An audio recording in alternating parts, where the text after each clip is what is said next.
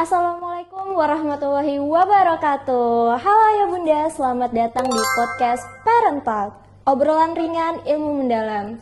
Hari ini kita akan bahas topik yang sangat menarik, yaitu apa sih kebutuhan anak usia dini di sekolah, perspektif guru TK.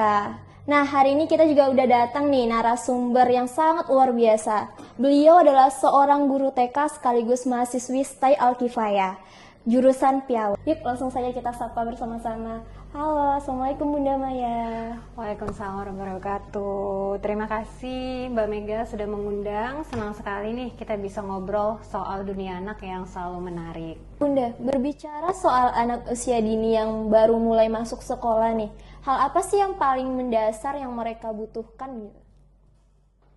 Baik, kalau kita bicara tentang kebutuhan anak usia dini pada saat masuk sekolah, seringkali fokusnya langsung ke hal akademi.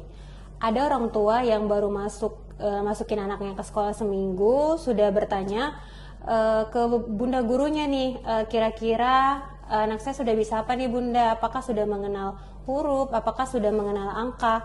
Padahal bukan itu yang dibutuhkan anak pada saat masuk sekolah. Justru adalah rasa aman, nyaman, dan percaya diri sebelum mereka bisa belajar hal akademis. Jadi tugas kita nih sebagai guru dan orang tua adalah memastikan anak merasa aman dan senang di lingkungan belajarnya, kayak gitu.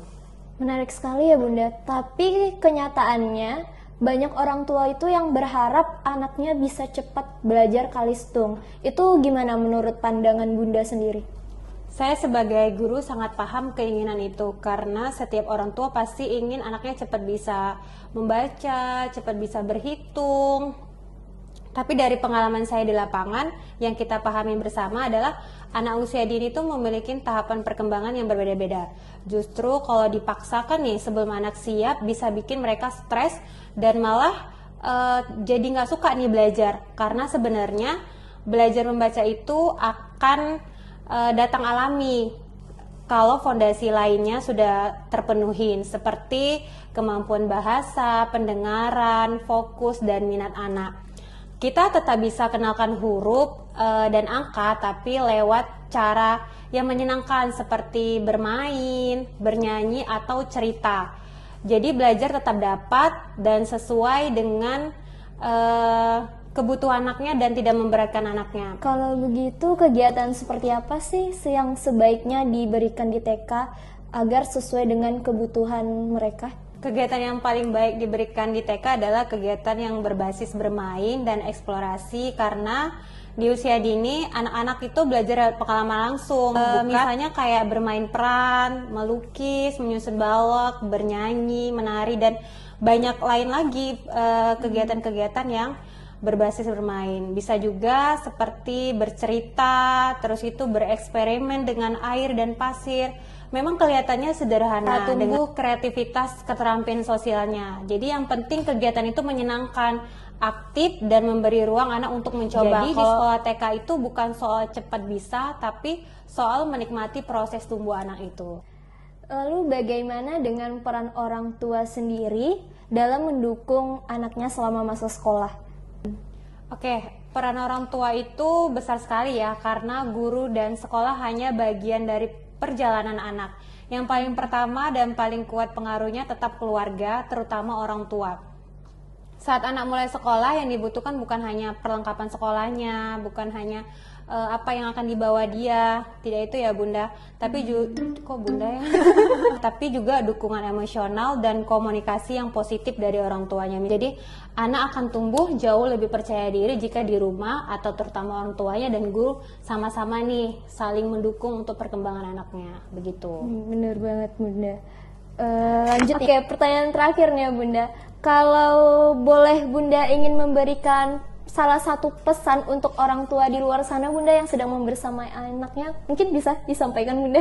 Oke, baik, saya sebagai guru ingin menyampaikan kepada orang tua, ayah bunda, sabar. Itu yang paling utama ya, sabar dalam menikmati proses perkembangan anak, karena anak-anak itu bukan miniatur. Bukan miniatur orang dewasa, mereka bukan kertas kosong yang diisi secepat mungkin nih, sesuka kita nih ngisinya gitu kan, kita sebagai orang dewasa.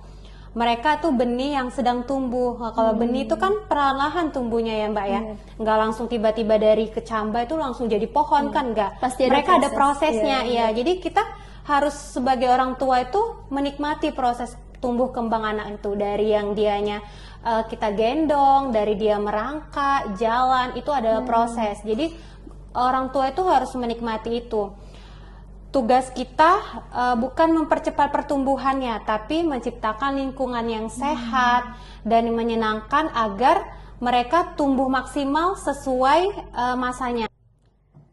Masya Allah, luar biasa insight dan ilmu yang diberikan hari ini. Terima kasih Bunda Maya yang telah hadir dan berbagi. Sama-sama Mbak Mega.